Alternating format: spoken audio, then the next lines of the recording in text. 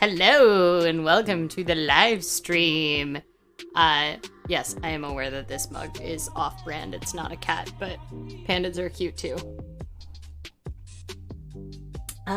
Yeah, this is the third live stream, third or fourth live stream that we've done now, and we're still working the kinks out, but hopefully it'll work.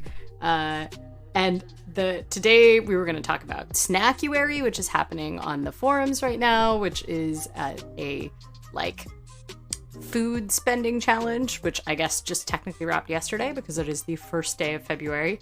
And we're going to talk about taxes, and I'm going to try these donuts because it's talking dough and eating donuts, aka how do I write off the donut shop that's right next to my house. But the donut I'm really excited about, which was voted on by folks, the top voted donut was a rose donut, which I actually may have had before this live stream because yesterday I got donuts for Breakfast on the Bridges, something I volunteer at every month. And so I sampled the rose donut. But they were out of it when I went down there today. But the one that they had the second most voted one, which is the pomegranate and sea salt with cacao nibs on the top, which I'm super excited. And then I had a free one because I may have already bought a lot of donuts from this donut shop. And I have a mango Lassi fritter. And both of these are vegan, so even though it has Lassi in the name and fritter, neither of which are things you usually associate with being vegan, it is. So, and anybody who's concerned about waste, I want to let you know that I have now reused this donut box for like 5 donuts. That might say more about how many donuts I'm eating than anything else, but I've been saving it and bringing it back down and then putting the donuts in it again. So yeah, we are, I guess, now live. So Patreon news, since technically this is a live stream for Personal Finance Society members, is that we just reached 100 patrons. So the patron, I think we've had the Patreon around for now, like, maybe 19 months. That sounds about right. No, I can't do math.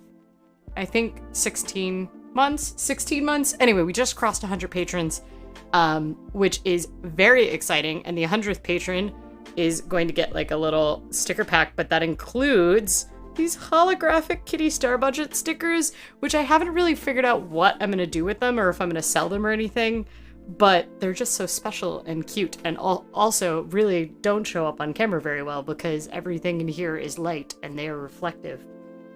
But we did just send out all of the thank you packages to the new patrons, which included these very cool, like, little Personal Finance Society badges. And I'm going to try to find a way to send them out to patrons that have been around for a long time as well, because we got quite a few. And then there is also the Snackuary stickers, which is this adorable little grocery kitten. And this kitten has existed before in like tiny clear sticker format, so you could put it on your calendar like for the day that you need to do a big grocery shop or whatever. But I thought it was a really good one for Snackuary. And all the cats, as always, are illustrated by Fiona Wu, also known as alias X Hana, on Instagram. So she's rad. You should just go check out her Instagram if you want to see cute cats, but all the cats are illustrated. All the people in my book are illustrated by Lucy Bellwood, who's a friend of mine and a really talented artist. But yeah, it looks like there's people in the room. How is everybody doing? Where is everybody? Is everybody in my time zone? It's 5 p.m. Saturday here.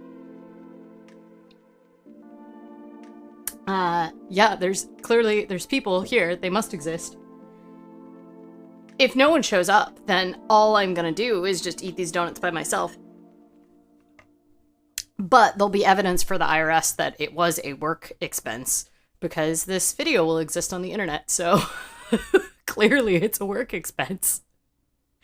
Actually, so the big news in my life that is money related was that I accidentally ended up filing my taxes last night. Normally, if you're not in the States, tax day is April 15th. And that's the deadline that you either need to file your return or file an extension for your return. And it's the day for which all of the previous year's due taxes are due. So if you're not sure how much you owe because your taxes are complicated or you procrastinated, you still have to pay them your best guess. But yeah, I was in the so it's pretty rare. I usually do mine pretty early, but last year I was in a situation where I worked just for myself all year. So except for a couple weeks working at a big corporate coffee chain, which was very on top of it and got me my W-2 super early. But I only had my own accounting to go off of. I didn't have to wait for any tax documents from any employers. And I knew that my accounting had gotten kind of messy because I essentially had something had started happening and all my PayPal transactions were double counting. And it essentially said that I had negative $8,000 in my accounting software. And I was like, I know I don't have negative $8,000. So I need to figure out what's going on. So last night I did some forensic accounting trying to figure out what was going on, which involved a spreadsheet open. I did this all from my couch. Yes, I could have done it here at my lovely ergonomic desk with the very large monitor that's great and makes it easy to do things where you need two screens. But no, instead I sat on my couch in an awkward, unergonomic position working on my laptop on the back of the couch. But I did have a cat for quite a part of that time on my lap, so that was very important. And started doing forensic accounting just because I wanted to know a rough amount of how much I owed. And then by the end of the night, that meant that I was able to file my taxes on January 31st, which I'm still impressed with myself. And this is going to carry me through at least the next week worth of confidence that I managed to do this. Connor Miller says, same time zone. Luigi's mom says 8 p.m. here. Okay, so Luigi's mom is either on the East Coast of the US or Canada, unless you're on a Pacific island that happens to be in Eastern Standard Time, but I don't think that exists. Thank you, Loud Truck. I'm sure that was great for audio. So, taxes. Taxes are wild. They are a different form of witchery and magic. And what I can't believe is that I had $35,000 of gross sales and receipts for my business last year. And then by the end of all of the freaking business deductions that you can take, so that was cost of goods sold, which were all the books and stickers and everything I buy, shipping, which I spent over $3,000 on shipping last year. Yeah, that's how it goes when you ship things to people. That also includes shipping supplies as well, but it does not include fulfilled by Amazon fees, which was about half of what I took home from Amazon was fulfilled by Amazon fees. And that tells you something about how low the margins are on Amazon stuff. But we all expect that 2-day, Amazon Prime shipping. But what we don't know is all that money just goes to Amazon and not really to the people that sell it.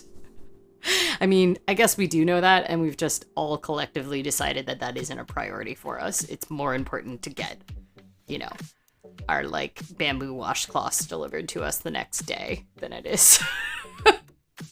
Anyway, so I spent $3,000 in shipping. So I had I think $12,000 in cost of goods sold, which wasn't a surprise to me. I did an order of 1,200 books last year, so that wasn't really very surprising to me. And then I had contractors, so people that I had paid out, which was wasn't terribly high. I think I spent $2,000 on contractors last year, which is artists that do art for me, my editor, and occasionally copy editors and things that I'll hire. I actually have a lot more contractors working for me now because I started a full-time job.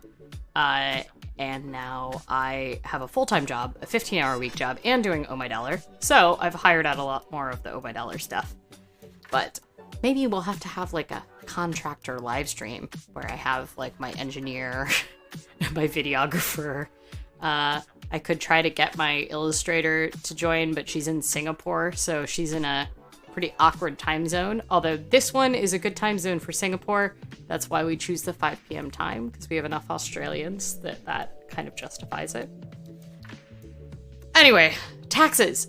The witchery beyond at all of this. Like, so I have a home office, which is about a third of my apartment is a home office. So I get to deduct essentially a third of my utilities, a third of my rent, a third of my homeowner's insurance on the home office deduction.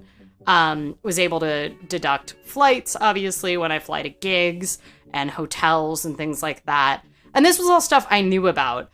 But lo and behold, after all of this, self-employed tax credit, the reimbursement for half of your self-employment tax, I ended up getting money back. And my adjusted gross income was only $6,000. So that's, yeah, essentially $29,000 was lost to credits and deductions, which is great. I mean, luckily I'm not in the position where I need to apply for a credit for anything anytime soon, because they would look at my tax return and be like, how are you living with an adjusted gross income of $6,000? But that's one of those things that, like, you start to learn is that taxes, one, are extremely unfair, and usually the people with the most money pay the least. But also, it's just witchery. You just have to know how to take advantage of the system. And I didn't do anything dishonest or illegal. I completely followed it. I just happened to have the knowledge to be able to do that. And I used, like, the standard free tax preparation software. This isn't like an official recommendation, but I use H&R Block because I find that it is better at self-employed deductions than a lot of the other software I use. Like, I found that, like, TurboTax and things like that just aren't as good at, like, calculating home office deduction and business expenses and things like that. So, yeah, I can't believe it. I'm actually getting money back, which feels wrong to me, but I'll take it. And that is the story of me filing my taxes last night. I'm getting like $500 back or something like that. And part of the reason I'm getting it back is because of the Savers Credit, which I have a show about. You should go listen to it. It's called The Government Will Pay You to Save for Retirement. And the Savers Credit essentially allows you to get back half of what you save for retirement as a credit. It's not a refundable credit. So if you go over your the amount of taxes you owe, you won't get, like, in excess back, not like the earned income tax credit, which is a refundable credit. But Savers Credit is amazing because you can put up to $2,000 in a retirement account, including something like a Roth IRA, which is normally a post-tax vehicle, and you get money back. And you actually have until tax day, April 15th, in order to put money in for 2019. So you can actually, like, do the math on it, but it's really great. It essentially gives you money back for saving for retirement. So it's a really great advantage for people, especially that don't have like retirement access at work. And so it can be, like, kind of a good motivator. And I have year to year just ended up rolling my Savers Credit refund, like, back into saving for retirement. It's really great. There is a maximum income for it. For a single filer, I believe it starts to phase out at $38,000 adjusted gross income. But you can go look up the forms online. They've obviously been updated since I did the show a couple years ago. But it's roughly the same. You have to be, like, low or median income, and you can get the Savers Credit, which is really rad. Congrats on filing your taxes so early. I literally started mine today, and I'm anxious about it. Oh, Connor, don't be anxious. I mean, I understand why you're anxious because they're scary and stupid. But you're starting really early, so that's great. And if you're low income, you're probably going to get money back or you won't owe much. So just go into it knowing that it won't be as stressful as you want. Connor, I think you have some self-employment income. So I think I saw that on Twitter. Just remember, there are so many advantages there's so many deductions you can take advantage of with self-employment income. If you pay for your own health insurance through the exchange, that is deductible. If you have any self-employment income, if you have a retirement plan, if you use any part of your home exclusively for business, you can deduct your utilities or the square footage of your home. Like, since I've had a business, either as my main income source or like secondary income source, I have wondered why everybody doesn't have an LLC, because there's just so many things that you can deduct. It's similar to like how the mortgage interest deduction, which has mostly become useless for a lot of people since they raised the standard deduction. If you want me to explain that, if you want me to slow down and explain that, let me know. But like homeownership, there's just so many expenses you can't deduct. And then as soon as you rent out part of your home to someone else, if you have a duplex or you rent out a bedroom, and there suddenly becomes a whole world of things that you can deduct and you can take depreciation on. And it's one of those things where you go like, man, I don't understand why everybody doesn't do this. Luigi's mom says, does Savers Credit have an income limit? Yeah, so I must have missed that. But before I said that, it does have an income limit. It is based on adjusted gross income, though. And remember that pre-tax retirement vehicles, so your 401k, most workplace retirement vehicles, so 401k, a traditional IRA, a traditional SEP, all of those things are pre-tax, which means they lower your adjusted gross income. So even though the limit might be like $38,000 at which the Savers Credit phases out, if you make, let's say you're a single person and you make $50,000 and then you, put $12,000 into different retirement vehicles. So like you're saving, I don't know, roughly 20% of your salary in a 401k, your AGI will be lowered by that amount. And if you own a business, the chances are that you can, if you're making like median income as far as gross in your business, there's a lot of business deductions that you can take that can like lower that. But if you don't have access to that, know that 401k or a traditional IRA, if you're trying to do it for last year, because you can still make contributions to a traditional IRA through April 15th. Yeah, man, I just threw a lot of tax terms out there. I'm sorry. Hey, who wants to see what's going on with the donut right now? So what are people doing this Saturday night besides sitting in their room eating donuts on the internet like me? This isn't my room, by the way. This is if the IRS is watching, this is my home office. I exclusively use it for business. Thank you very much for that $2,000 tax credit I got. I'm gonna try the mango fritter first. So this is a mango Lassi fritter, but it's vegan. So normally Lassi has like a bunch of milk in it. I'm really eager to try it out. I feel like I don't want to bite into the whole.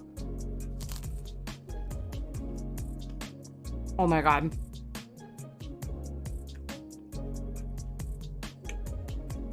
I'm getting better at eating on camera without feeling like it's terrible. This is phenomenal. It has like a creamy filling, but it's not like a traditional filling. It just tastes extremely creamy. If people want to see the inside, is this like fun content to people, seeing the inside of a donut? I don't really know. How is your Saturday night going, everybody? Hanging out, watching someone hold a donut up to a camera in their house. I don't know, if there's any Australians, this is your Sunday morning, and seems like more of a Sunday morning activity. Oh, someone says, I think you have your on-hold music running in the background.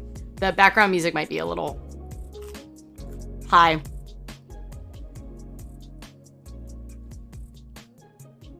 Is it hard to hear me for anybody? Let me know while I lick the sugar off my fingers. I don't really taste the mango at all. It's supposed to be mango Lassi. It mostly just tastes like delicious deep fried donut.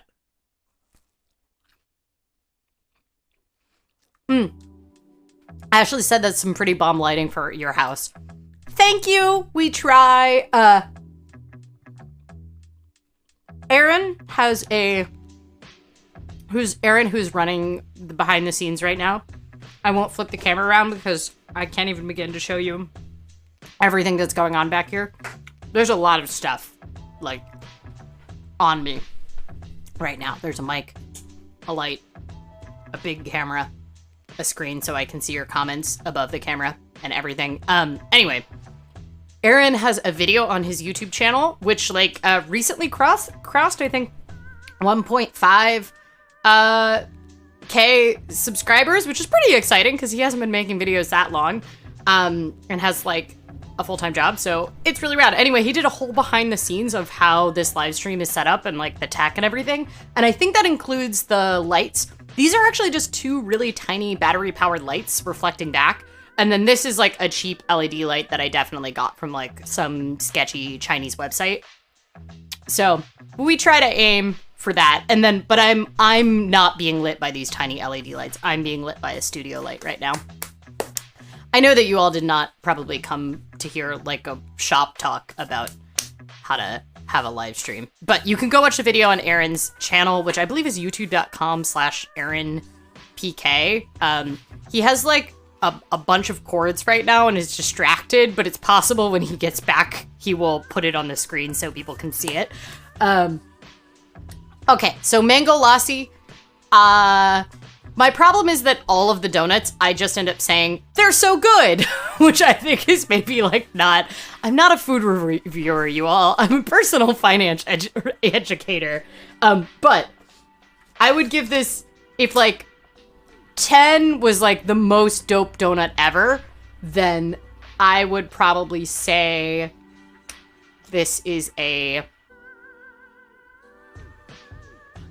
7. Like, it's very good, and I would eat it again, but it isn't so spectacularly interesting.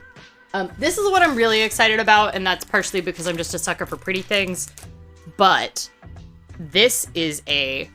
I'm gonna actually take it off the paper. This is a pomegranate, cacao nib, and sea salt donut.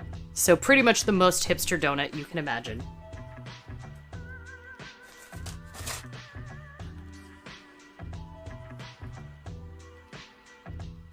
Oh, wow. You can really taste the sea salt. Oh. Aaron was doing all the things with cords because he wants to give you a behind-the-scenes view. There's another camera now shooting what this looks like, but this is what it looks like.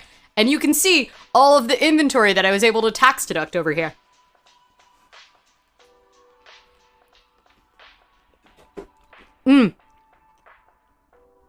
Ashley said she voted for this.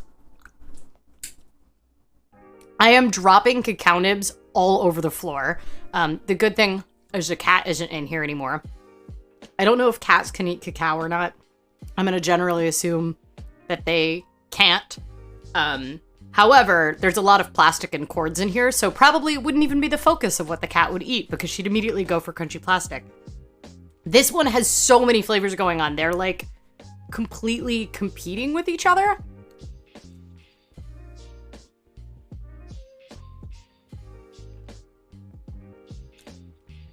The inside donut kind of tastes like the dough in like a really fluffy like breakfast cinnamon roll. It doesn't have cinnamon in it, but it has that kind of like doughy texture to it. And then the pomegranate on top is really overpowered by the sea salt, I would say. It's like, it's really good, but I really like savory things, and I would say that the salt is like the most exciting part of it. But it could be because all the cacao nibs are falling on the floor. Kind of like my budget. I don't know. I'm trying to bring this back to money. Luigi's mom says that cacao is strongly discouraged, but not as bad as dogs. Well, it's cacao, not chocolate, right? Which like comes from the same base plant, I think. I don't know. There's a lot of Oh My Dollar people that are super into plants and dogs, and maybe they know. Someone else can know more than I do. Hello. Oh my god, that looks so good. Aaron convinced me to go recently. The French toast one was amazing. Oh, hi, Mitch. We might have the cat on later, which is like, I'm sure what Mitch is here for mostly is for the cat. So, I'm glad to hear that Mitch has made it because I accidentally triggered a live stream on my, when I was screwing around in the back end of YouTube a while ago, and Mitch got the notification along with, you know, whatever my 280 subscribers or something. And then made a point of, ragging on me for the fact that it wasn't actually a live stream, and I immediately canceled it. So now you can be here for an actual live stream where we are going to talk about taxes. So I wanted to talk about like stress and impulse spending today, but pretty much I have spent the most of the past 24 hours just doing my taxes and then cleaning up my accounting. And that's all I really want to talk about right now. So one of the big things that like I did that I think might be helpful to other people was that last year, because I knew I was going to have a lot of inventory to track because I was doing another big book order because of the Kickstarter, and because I knew that I was going to be traveling a lot and I wanted to be able to manage receipts really well, I switched accounting software, and I did a whole episode where I went through all the different accounting software and like receipt software that you can use as a small business owner, because you do have to save the receipts. Credit card statements are not enough if you get audited by the IRS. You don't have to turn them in, but unless you get audited, like you don't need to staple them to the back of all your tax returns. And if you use a tax preparer, for the love of God, do not bring in all of your receipts to the tax preparer. They don't want your stanky receipts. Which is a thing I have heard from every tax preparer I have ever worked with, is that they hate it when people just like kind of wander in with a shoebox. And I talked about a bunch of different like resources for handling receipts, including this app that will just send you an envelope and you can just stuff all your receipts in it and send it off to them, and they'll do all the data entry and scanning and everything for you if you really know that you like can't handle it. Anyway, I switched to Wave, and I chose because of like a combination of price, ease of use, how good their app was for receipt scanning, and the fact that they did inventory. And price-wise, it is totally free because their business model is not actually their software, but their software is very good for the fact that their business model is mainly like getting people into it. And then in the end of the year, I had this PayPal double counting problem. And if anybody has ever dealt with like double entry accounting with a PayPal account, or even just like trying to deal with YNAB for your personal expenses if you get a lot of money through PayPal, you know how annoying PayPal can be, because essentially it keeps a record of transactions that might not even affect the balance. So what can end up happening is if you pay something through PayPal, but it actually comes out of your checking account, you can end up like double counting it. And it becomes just this giant mess.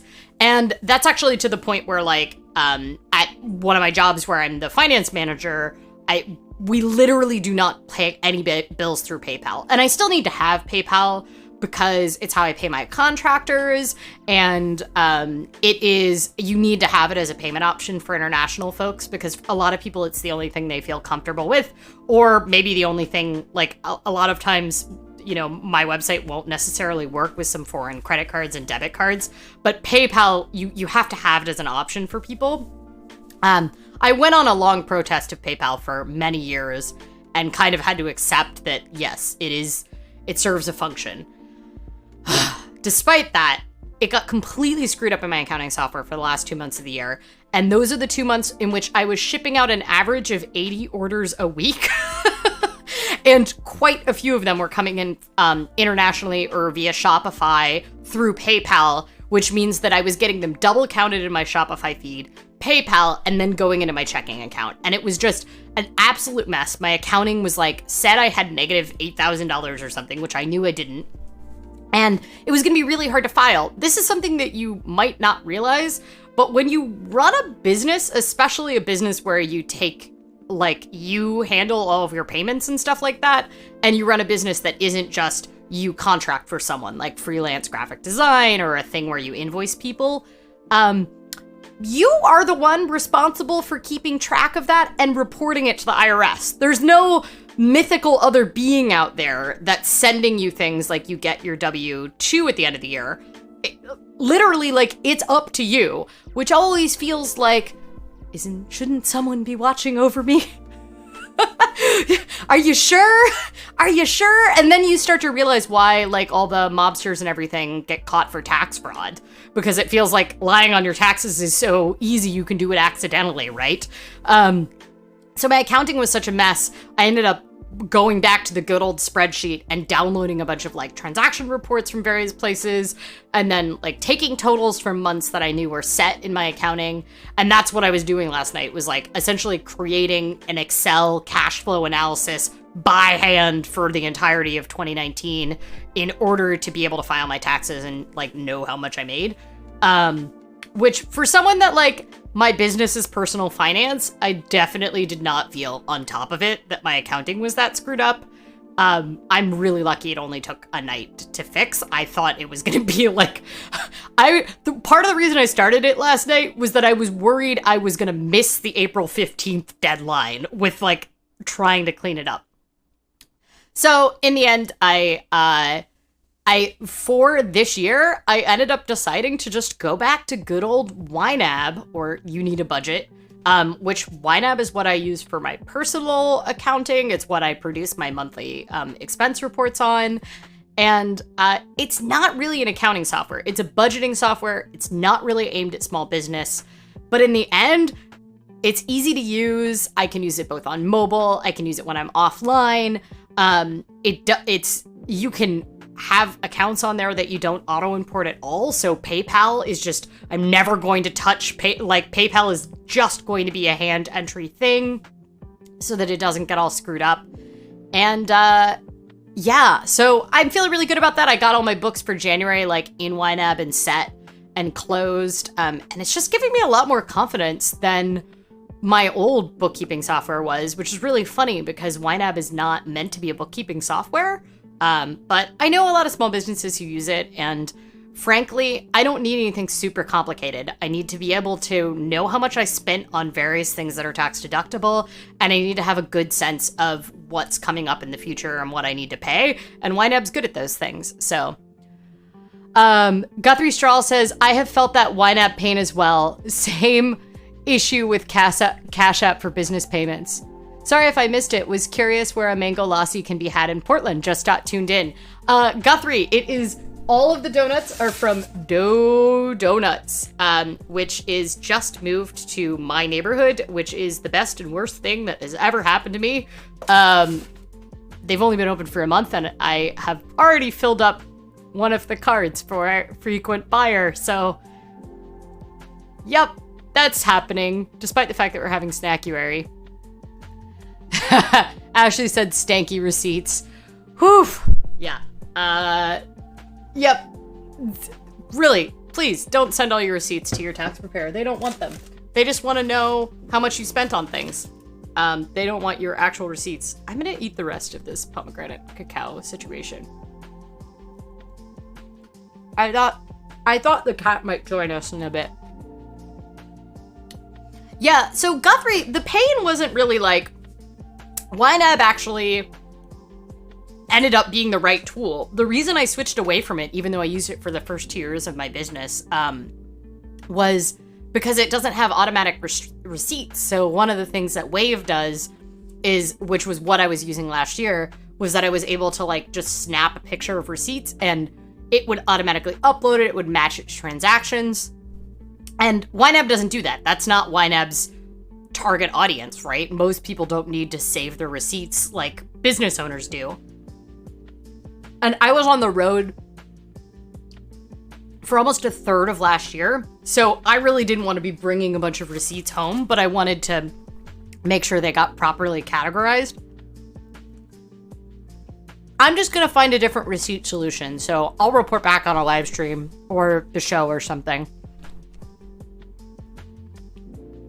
Guthrie says, oh sweet, my roommate literally brought some home this morning. Yes, I will say, I live in a pretty sleepy neighborhood, and Doe has been popping all the time.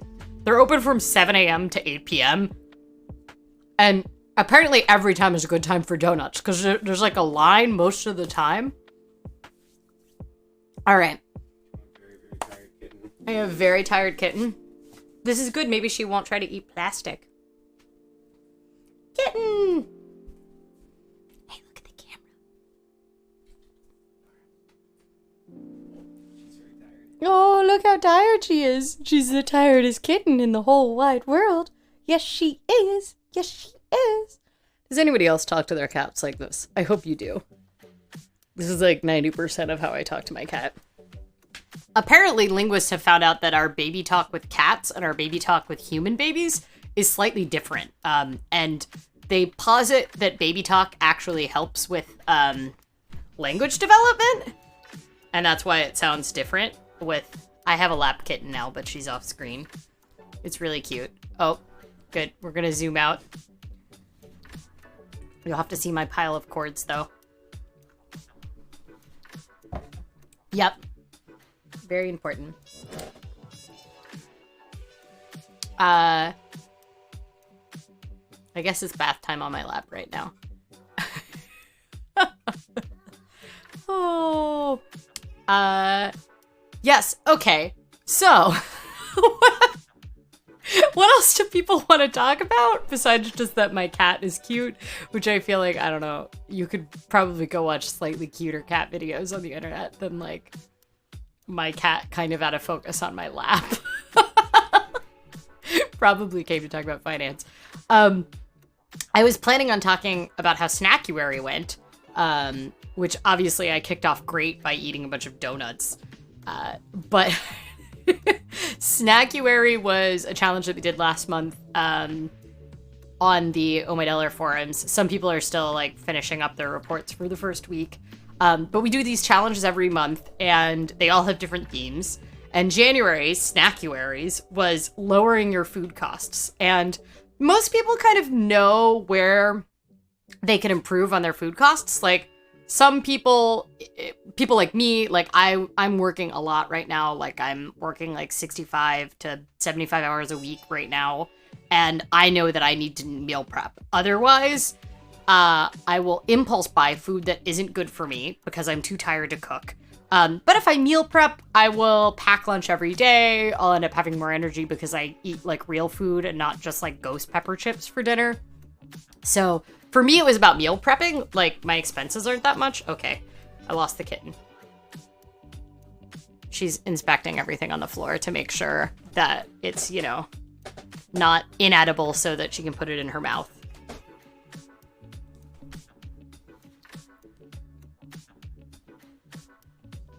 I mean, the cat was cuter. I think the cat had raised the quality of this live stream quite a lot.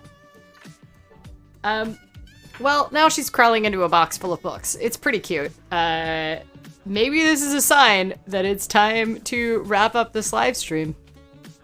Joseph says, I have a friend who uses the Wave app for receipts. Have you tried that? So that's what I was saying. That's what I was using last year was Wave. But Wave is mainly an accounting software. So my big issue was that Wave had all of that double entry bookkeeping like mess. It wasn't actually double entry bookkeeping. It was just double bookkeeping. She's cute if you didn't know.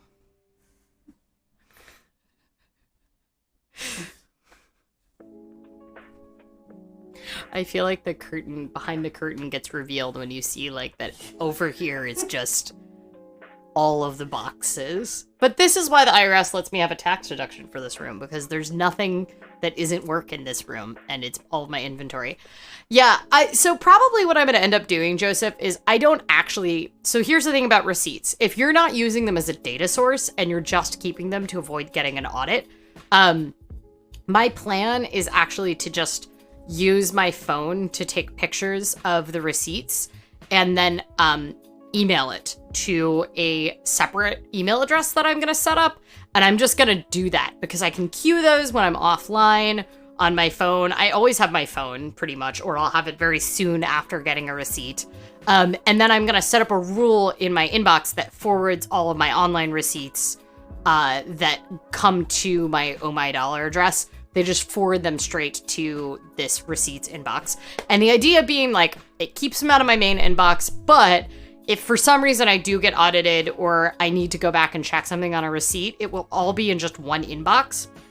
I think for someone with like a less chaotic inbox than mine, my inbox is extremely chaotic because it's almost all my email addresses go into one inbox.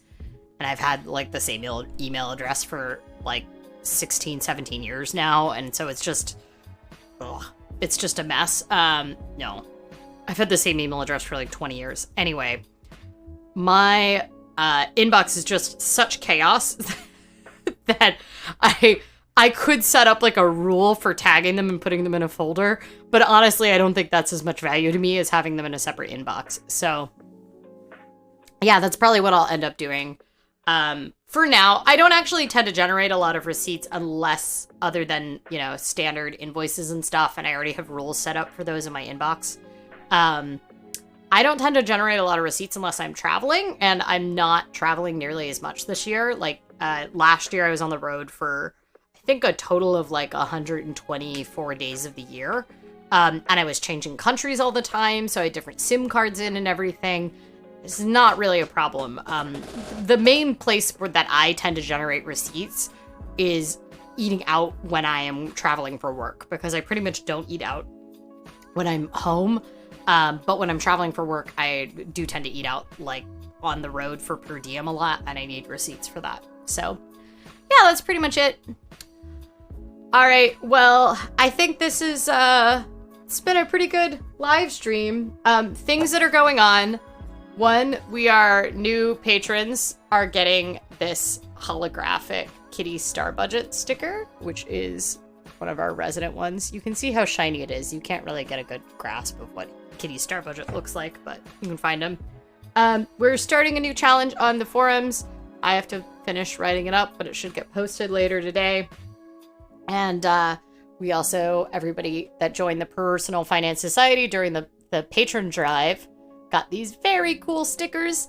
And we just hit 100 patrons. So that means I have to now make a personal finance video. So that's very exciting. I have to make one every month now. I don't know when I'm gonna have time to do it, but it's gonna happen because we have 100 patrons now. So the first video is gonna be about travel hacking and everything I can download for travel hacking for folks. So look forward to that sometime in February. I hope you all are having a lovely Saturday or Sunday morning if you're in Asia or Australia. And stay hydrated, stay safe, don't spend all your money on donuts, and I don't know, go pet a cat. All right, see y'all later.